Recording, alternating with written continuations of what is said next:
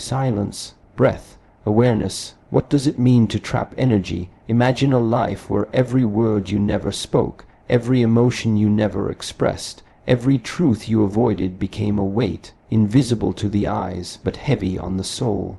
These weights accumulate slowly, quietly. We smile, we work, we scroll, but inside the tension remains. This is trapped energy. It is not something mystical. It is simply what happens when we resist feeling, resist truth, resist growth. And so, day by day, this energy becomes part of our identity, part of our posture, part of our decisions. Now we ask, what if I free myself? What if I let it go? And we try, we stretch, we journal, we meditate. Maybe 70% is released, maybe even 99%. But here is the trap. The final 1% is the most powerful. That 1% is the memory you won't touch, the relationship you won't forgive, the pattern you won't break. Because that final 1% holds the door to real transformation and also the fear of losing who we think we are. That's why 99% of people remain in cycles. That's why energy remains trapped, because the work becomes uncomfortable, because comfort is addictive. Because true freedom asks you to let go not only of pain, but also of identity, of stories, of the need to be right. Modern life teaches us to move quickly, speak loudly, achieve endlessly. But trapped energy doesn't respond to noise. It listens only to silence, to stillness, to discipline. To release this energy, you must become honest, brutally honest, not with others, but with yourself. Ask, what am I still holding? Why am I still holding it? Who would I be without it? And then sit, breathe, feel the fire, don't escape. Let it burn through you, not to destroy, but to purify. This is the way out. Trapped energy becomes expressed energy not through force, but through presence. So the reason 99% trap energy forever is not because they cannot be free, but because they choose comfort over truth, distraction over discipline, and illusion over awareness.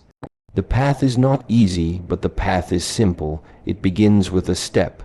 It deepens with stillness, and it ends with freedom, not somewhere out there, but here, within. Thank you. Energy is not just what powers machines or fuels the stars. It is also what animates our thoughts, drives our emotions, and moves our bodies. Every time you think a thought, feel an emotion, or act in the world, you are working with energy. But what happens when these elements, thought, emotion, and action, are not allowed to complete their natural course?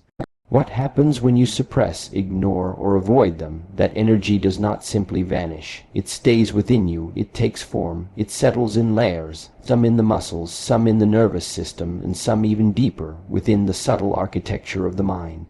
Trapped energy is not abstract. It has weight, texture, and consequence. You can see it in someone's posture, the shoulders slightly curled forward, the chest closed, the jaw tight. You can hear it in the voice, hesitant, trembling, sometimes overly loud. You can feel it in yourself, the tension in the stomach when you're anxious, the clenching of the fists when you're angry, the shallow breath when you're afraid. These are not random reactions. They are signals of energy trying to move, but finding no outlet. Consider this. Every unresolved thought is like a sentence that was never completed. Your mind begins to formulate something important. It may be an insight, a fear, a realization. But instead of facing it, you change the subject, scroll through your phone, or distract yourself with tasks. That thought remains unfinished. It lingers, and because it is unfinished, your system cannot file it away as complete. It floats in the background, subtly influencing your choices, your feelings, your responses. Multiply this by thousands of thoughts over months and years, and you start to understand why the mind feels so heavy, why it is always on, always busy. Trapped energy in the form of incomplete thoughts is like tabs left open in a browser that never gets restarted. Now, shift your focus to emotion.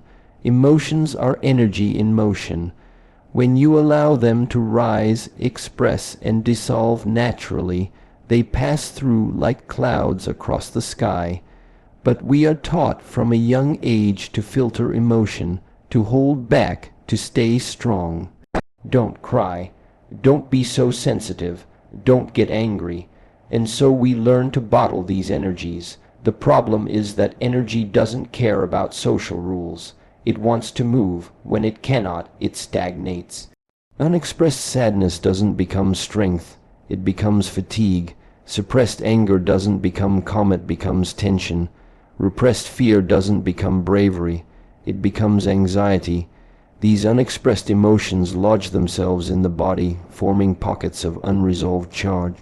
They create blockages in flow, and over time, these blockages solidify into patterns: emotional reactivity, chronic fatigue, depression, overthinking, and then there is the physical body itself. The body does not lie. It remembers everything you forget.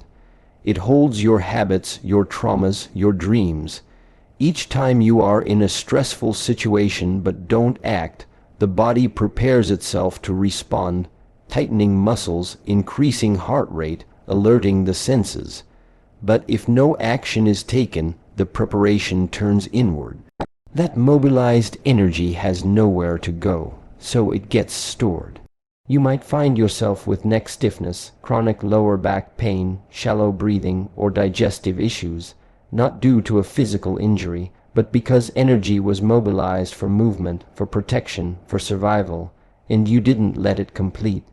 You didn't run, you didn't scream, you didn't shake. So now that energy waits quietly in the tissues of the body, this energy storage is not always obvious. It becomes a new normal. You may forget what it feels like to live without tension.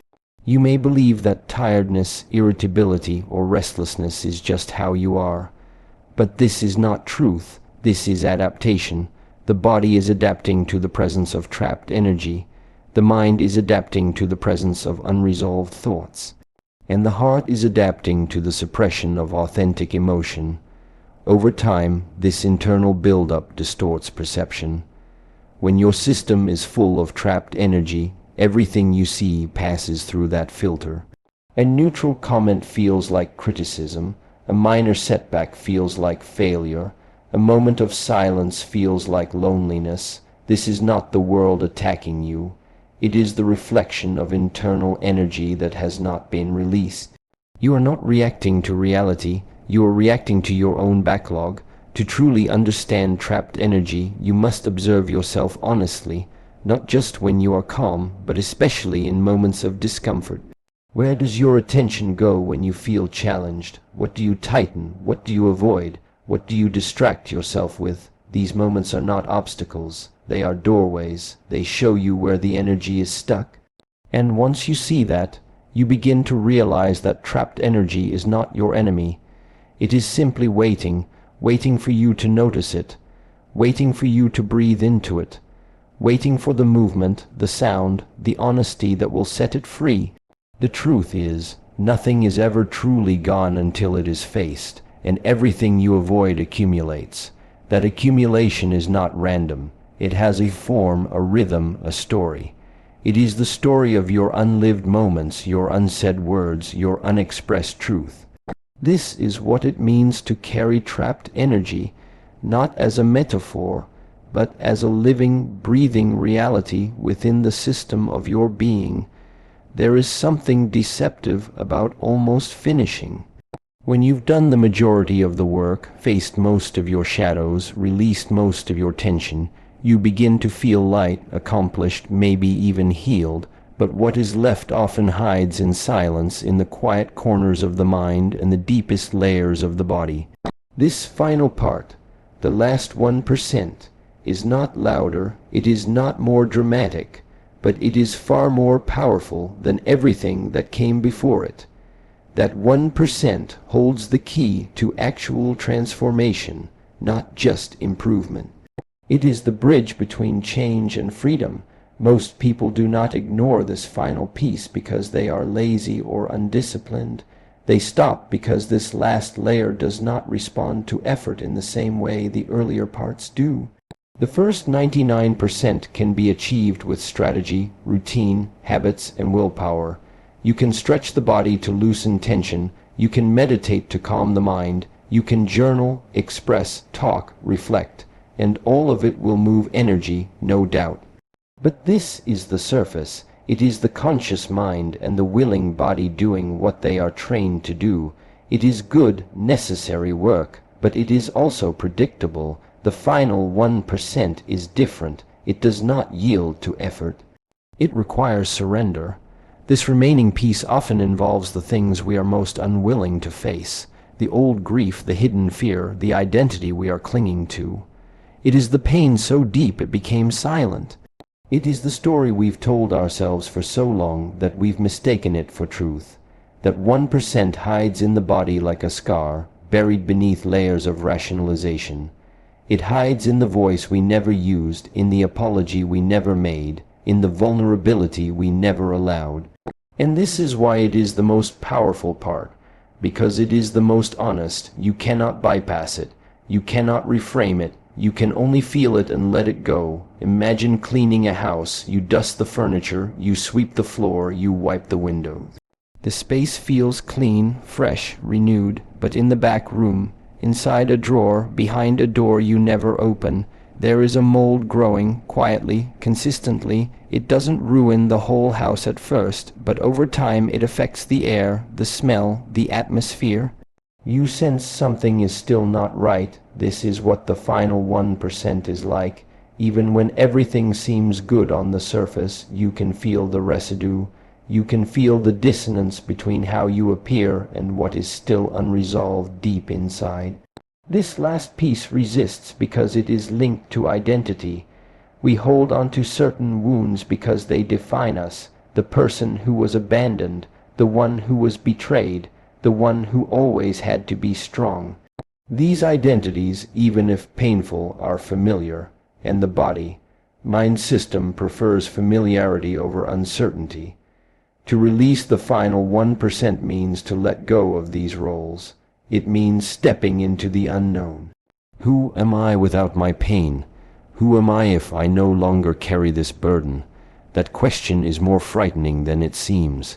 And this is why many stay at 99%, because they do not know who they will become when they let the last piece go. There is also fear that the last 1% will be too overwhelming, that feeling it will destroy us. But this is illusion. The body is wise. It never reveals what you are not ready to hold. The final 1% is not too much. It is just waiting for your full attention, your full presence. Not the part of you that wants to fix things, but the part of you that is willing to listen without running away. When that last piece begins to surface, it often does so in subtle ways. A dream you can't forget. A sudden wave of emotion with no clear cause. A memory that returns not to haunt you, but to ask for release. These are not accidents. They are the echoes of that 1%, asking you to sit, to breathe, and to feel all the way through. And when you do, it moves, not as a performance, not for validation, but as a quiet exhale from the body that has held it for too long. It is important to understand that the final 1% is not louder, it is quieter. It speaks in stillness. That is why many miss it. They think transformation will be grand, explosive, something that will shake the world. But true transformation often comes as a whisper, a small shift, a tear rolling down without explanation, a breath that finally feels free. In that moment, nothing outside changes, but inside everything does. This last part changes how you move in the world, not with force, but with clarity. You are no longer reacting, you are responding. You are no longer protecting, you are revealing. Your energy flows cleanly, not around the pain, but through it, and people can feel that. Your presence becomes lighter, but more grounded, stronger, but softer. That is the paradox of releasing the last 1%. You become less, but you feel more whole. The power of the final 1% is that it completes the cycle. It allows the system to come to rest, not because it has avoided difficulty, but because it has faced it fully. You don't just feel better, you feel different. You are no longer carrying the past, hiding from the truth, or managing the image. You are simply here in your body, in your breath, unburdened. That is the power of real release, not in quantity, but in depth. And it is always found in the final step. In the modern world, we are constantly moving.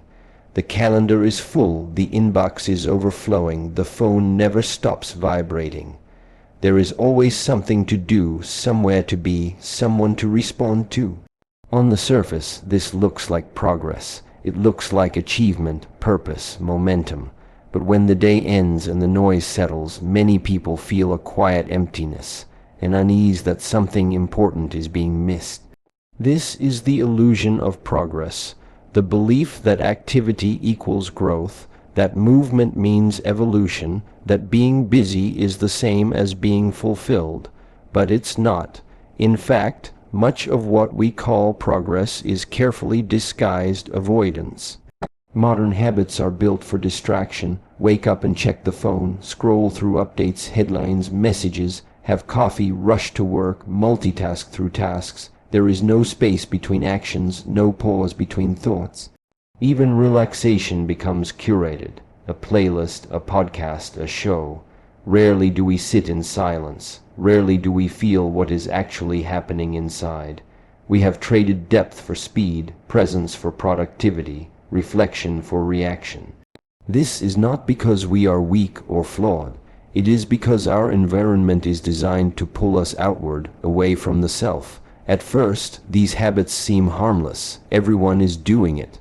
Everyone is managing, achieving, updating, evolving, or so it appears.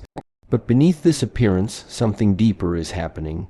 When we avoid stillness, we avoid the parts of ourselves that only speak in silence. The subtle signals, the tension in the chest, the dull ache in the heart, the quiet longing for something more, are drowned out by the constant noise.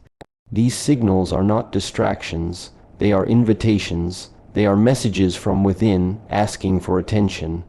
But instead of listening, we swipe them away, bury them in tasks, or sedate them with stimulation. There is a deep irony in this. We often adopt habits of improvement to feel better, but many of these habits keep us further from the root of what's really going on. A new productivity system, a workout routine, a motivational video, all of these can be useful, but only if they are rooted in presence. Without awareness, even self-help becomes another form of distraction. You start to optimize your life like a machine, forgetting that your pain is not a flaw in the system, but a signal that something real needs to be felt. Progress without presence is hollow. It may produce results, but it doesn't produce wisdom. It may give you control, but it doesn't give you peace. The inner work, the true, deep work, is often inconvenient. It's slow. It doesn't fit into a calendar or produce immediate results. It asks you to sit with discomfort, to meet your own resistance, to listen when there is nothing but silence. And most people are afraid of that silence, not because it is empty, but because it is full of the things they haven't faced, the grief that was postponed, the anger that was suppressed, the dreams that were buried. In silence, these things rise, and that's why distraction is so addictive. It gives temporary relief from what would actually liberate us. This cycle of avoidance is self-reinforcing. The more we distract, the more disconnected we feel. The more disconnected we feel, the more we seek distraction to numb it. Soon, we begin to lose touch with ourselves, not in a dramatic way, but subtly. We no longer know what we truly want, what we truly feel. Decisions are made from habit, not clarity. Relationships become performance, work becomes routine, life becomes maintenance. Something vital is missing, but we don't know how to name it. This is the cost of avoiding inner work, a life that looks full but feels empty. A mind that is busy but not wise, a heart that is functioning but not alive, and yet we continue because the surface-level actions are easier to measure. You can't measure presence. You can't quantify self-honesty. You can't turn emotional healing into a KPI, so instead we pursue what we can track. Hours worked, money made, goals hit, but none of that can substitute for connection to the self. None of that can resolve the quiet ache of disconnection that builds when your inner life is neglected. We must be willing to slow down, not as a luxury, but as a necessity. We must question whether our habits are actually helping us grow or just keeping us numb, because real transformation begins when the distractions stop. When you stop chasing and start sitting, when you stop performing and start feeling, it is in those quiet moments when there is nowhere to go and nothing to do that the truth finally speaks, not in words but in sensations, in emotions, in the clarity that only arises when you stop hiding. Modern life offers many tools, but without intention they become chains. The phone, the schedule, the goals, they are not the problem. The problem is how we use them to avoid what matters most. The real work is not outside, it's not in the next achievement, it's in the place you avoid when the world is silent, and until that place is touched, no amount of progress will feel like enough. Discipline and awareness are often misunderstood. People associate discipline with force, rigidity, and control. They associate awareness with passivity or detachment. But in reality, both are deeply connected and quietly transformative. Discipline, when rooted in clarity, is not about pushing harder. It is about showing up with consistency. Awareness, when deepened through presence, is not about observing from a distance. It is about being fully intimate with what is. Together, discipline and awareness become the tools that uncover the truth buried beneath habits, roles, and reactions. They reveal the energy we've trapped within ourselves, and they give us the strength to face it. The path of inner work is not built on peak moments. It is built on daily choices, simple things, waking up at a certain time, moving the body, sitting in silence, breathing with intention. These acts may look small on the surface, but over time they create a container, a structure, and inside that structure something begins to shift. Not because you force it, but because you make space. Discipline creates that space. It's not glamorous, it's not dramatic, but it is sacred. Every time you show up for yourself, especially when you don't feel like it, you are telling the body and the mind, I am here, I am listening, I will not abandon you today. When this kind of discipline becomes part of your rhythm, awareness deepens naturally. You begin to notice things you once ignored, the tightness in the shoulders while you're eating, the holding of the breath during a conversation, the subtle racing of thoughts before sleep. These are not random symptoms. They are signals, signs of energy trying to move, but because we've become so accustomed to rushing through life, we miss them. Awareness is what catches these signals. It pauses, it observes, it asks, what is this really about? Something powerful happens when breath and silence become daily companions. The breath is more than air, it is a mirror. It reflects the state of your being. Shallow, fast breath reveals anxiety, fear, the readiness to run. Slow, deep breath reveals safety, presence, the willingness to stay. When you begin to breathe consciously, you begin to feel what's been hidden, the emotions locked in the chest, the pressure behind the eyes, the heaviness in the belly. These are not flaws to fix. They are energies waiting to be met. Silence plays a similar role. It is not emptiness. It is a field of listening, and in that field all the things that were suppressed begin to rise. Not to harm you, but to be seen. The body speaks through sensation. The mind speaks through thought patterns, the heart speaks through emotion, but you can't hear any of them if the volume of distraction is always turned up. That's why stillness is hard. That's why most people avoid it, not because it is boring, but because it is honest. Facing trapped energy requires courage, not because the energy itself is dangerous, but because it confronts the parts of you that have been hidden, forgotten, or rejected. When you begin to feel the sadness you never expressed, or the fear you buried years ago, it can feel overwhelming. But this is the turning point. This is where the work becomes real. Discipline says, stay with it. Awareness says, feel it fully.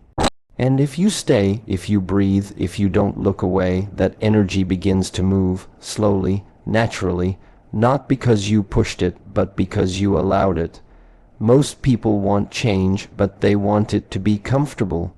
They want healing without discomfort, growth without challenge, freedom without sacrifice. But the truth is simple. Transformation always requires a meeting with yourself, not the version of you that performs for the world. The version that trembles, that aches, that longs, that's the version carrying the energy, and that's the version that discipline and awareness will lead you to. When you wake up early to move your body, you're not just building strength, you're releasing stored tension. When you sit in silence and breathe, you're not just meditating, you're peeling away layers of protection. When you observe your reactions without judgment, you're not just becoming mindful, you're learning the language of your own energy. These practices are not spiritual accessories. They are the very tools that cut through illusion and bring you into contact with what's real. There is nothing flashy about this process. It is repetitive. Quiet, humble, but in that repetition, something shifts. The mind slows down, the body softens, the heart opens, not because you forced anything, but because you stayed long enough for the energy to reveal itself. This is the path of the inner warrior, not one who fights the world, but one who no longer runs from himself. You begin to understand that discipline is a form of devotion, not to an idea of who you should be, but to the truth of who you are beneath the noise. And awareness becomes more than a skill, it becomes your home, a place where all parts of you are welcome, even the messy, painful, difficult ones, especially those. And this is where the real work happens, not in retreat centers, not in the next book or technique, but in the moment you choose to pause, breathe, and stay with what is arising. That is where the trapped energy lives. And that is where your freedom begins. Pain is not the enemy. Pain is a signal, a messenger, a voice that speaks in sensation when words are no longer enough. Yet in modern life, pain is often treated like a malfunction, something to suppress, numb, or silence as quickly as possible. We distract ourselves with noise, stimulate ourselves with comfort, or bury pain beneath logic and productivity. But pain doesn't disappear just because we refuse to listen. It waits, it lingers, it whispers beneath the surface, tightening muscles, clouding thoughts, hardening the breath. Until one day it finds a new way to speak, through illness, fatigue, anxiety, disconnection, not to harm us, but to wake us up. When pain arrives, it is easy to tense, to defend, to retreat into habits that have helped us survive but no longer help us grow. But what if the discomfort is not a problem to solve, but a door to open? What if pain is not there to break you down, but to break you open? Most people fear pain not because of its intensity, but because of what it asks of them. It asks us to stop, to feel, to listen, to remember, and those are things we have forgotten how to do in a world that values speed, distraction, and emotional control. The truth is, most of us were never taught how to be with discomfort. We learned to be strong, to be positive, to keep going. We learned to suppress emotion to appear stable. We learned that vulnerability was weakness, and that if we just keep achieving, keep smiling, keep moving, the pain will dissolve on its own. But pain doesn't dissolve with distance. It dissolves with attention, with presence, with willingness to feel what we've been running from. Pain often points to where energy has become stuck, an old wound never acknowledged, a truth never spoken, a grief never felt. When the body aches or the heart contracts or the breath shortens, it's not random, it's intelligence. Pain is the body's way of saying, something here needs your presence. But instead of presence, we offer avoidance. We distract, numb, intellectualize. We convince ourselves it's not that bad, that it will pass. But pain that is ignored becomes chronic, not just physically, but emotionally. The past becomes embedded in the present, looping quietly beneath the surface. The first step in healing is not to fix, but to recognize that pain is asking for something, not a solution, but a relationship. To meet pain is to become honest, to become still, It is not easy. It requires courage, not to fight, but to feel. It is easier to run, easier to analyze, but true transformation only begins when we are willing to sit in the fire without trying to put it out, not because we enjoy the burning, but because we sense what lies on the other side. There is a reason ancient traditions emphasized stillness, breath, embodiment. These are not rituals of escape. They are doorways into sensation, into memory, into presence. When you sit in silence, the mind quiets just enough for deeper layers to surface. The body begins to speak, and often the first thing it speaks through is discomfort, a tight hip, a clenched jaw, a sudden wave of sadness or anger or restlessness. These are not random. They are places where energy has been stored, waiting to move. But it only moves when it is seen, not with analysis, but with awareness. To be with pain without trying to change it is one of the most radical acts of healing, because when you do, something shifts. Pain stops being a threat and becomes a guide. It shows you where the body remembers something the mind has forgotten. It shows you what is still unresolved, not to punish, but to invite release. When that energy is finally felt and acknowledged, it begins to move. And when it moves, healing happens, not as an idea, but as an experience. This kind of healing is not always visible. It doesn't always come with tears or revelations. Sometimes it's a softening of the breath, a sudden feeling of spaciousness, a quiet recognition that what once felt unbearable can now be held. Pain, once met with presence, transforms. It loses its edge, not because it was silenced, but because it was heard. Underneath every pain is a message, and underneath that message is often a need for expression, for forgiveness, for rest, for love. But none of these can be accessed if we continue to treat pain as the enemy. To do so is to fight ourselves. To label discomfort as wrong is to deny the body's wisdom. It's to miss the intelligence woven into our own nervous system, the trembling before a truth is spoken, the tightness before a memory returns. These are not signs of weakness. They are signs of aliveness, of something real moving beneath the surface, seeking liberation. The more we resist pain, the more it persists. The more we welcome it, the more it teaches. This does not mean indulging in suffering or dramatizing every emotion. It means becoming quiet enough, honest enough, still enough to feel what is actually there. The moment you turn toward discomfort instead of away, you begin to reclaim power.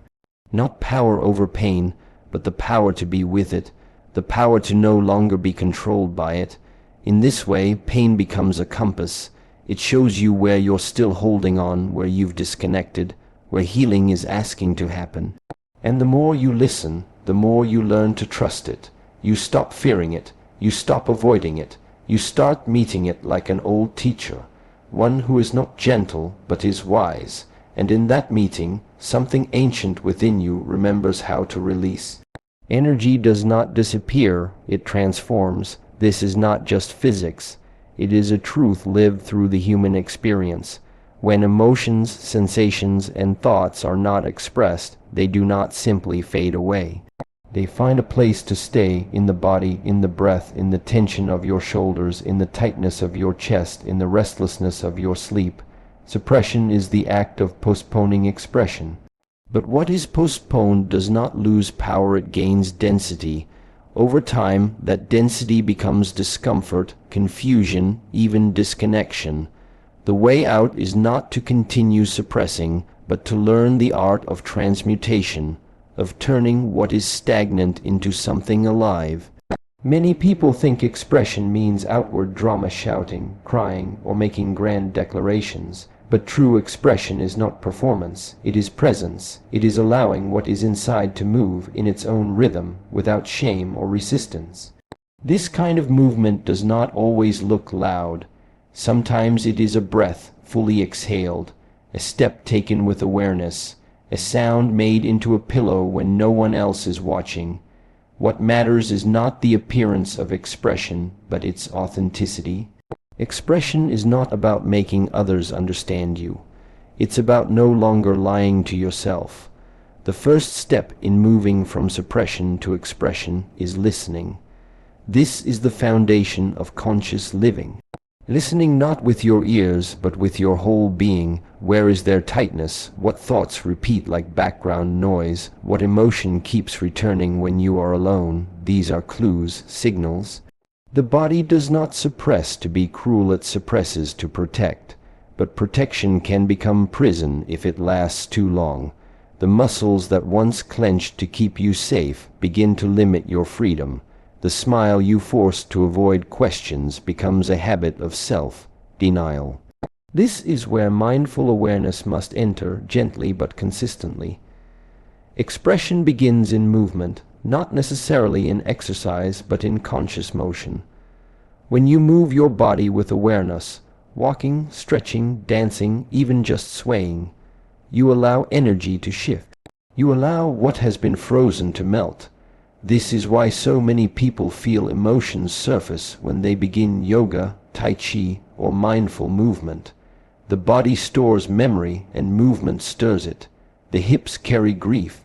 The chest holds heartbreak. The jaw grips unspoken words. These are not poetic ideas. They are physiological realities. Energy lives in tissue. Expression is the process of releasing it, one breath, one movement at a time. But movement alone is not enough. It must be paired with conscious intention. Many people move their bodies but remain disconnected, going through the motions without presence. True expression requires that you meet the movement with your awareness, that you let the breath guide you, not rush you, that you feel, not just perform. In this way, movement becomes meditation. It becomes a dialogue between your conscious self and the parts of you that have been left unheard. Another form of expression is voice, not necessarily in speaking to others, but in speaking to yourself, in journaling without censorship, in making sound without judgment, in giving shape to what has remained formless. When you give your emotions a voice, you stop needing them to scream. Anger, when spoken honestly, loses its aggression. Sadness, when allowed to flow, loses its heaviness. Joy, when welcomed, no longer needs to be chased. Suppressed energy is loud because it wants to be heard.